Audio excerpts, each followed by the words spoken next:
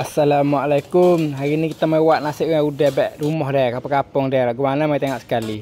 Mula kita buat air masuk dulu dah. Lepas tu tunggu air gelegak dulu dah.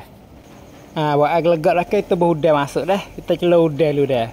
Udang ni kita celur wi atau kodah masak dah. Kalau masak doah ni yo manis dia tak ada dah. Agak boleh dah ke kita kit naik dulu dah. Lepas tu air ni kita cuah tubik lah dah. Lepas tu kita mai goreng nasi pula dah. Panas kau 5 lek dah. Lepas tu kita buh minyak masuk. Lepas buh minyak dah ke kita buh bawang dengan lada masuk dah. Lepas tu kita tumis bawang lada tu masak dulu dah. Agak boleh dah ke kita buh telur masuk dah. Telur ni kita makan oleh 2 teh dah. Kalau pian nak makan seteh tak apa dah. Tapi kita makan 2. Lepas tu buh 3 masak masuk. Kita goreng telur masak dulu dah. Atau kodah masak dah.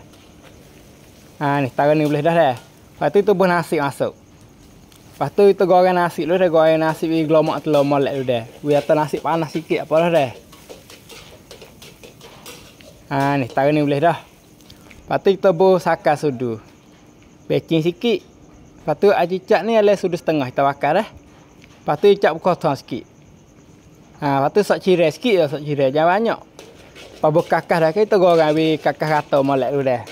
Kalau pergi kena menu tu dah buat, jangan lupa tekan like, tekan share bagi sign-sign. Lepas tu tekan tiktam ataupun tekan follow lah. Ni taruh ni boleh dah dah. Lepas tu kita buh sayur kelek masuk. Lepas tu buh udang kita celah saat ni masuk dah. Lepas tu kita goreng atas sayur tu masak dah. Atas kodah masak dah. Atas makan tu gapus sikit-sikit. Ni taruh ni boleh dah dah. Lepas tu kita buh dah bawang masuk sikit. Lepas buh dah bawang dah kita goreng sikit. Atas dah bawang tu masak sikit dah. Taruh ni boleh dah dah. Lepas tu kita recak tengok rasa lahana dah.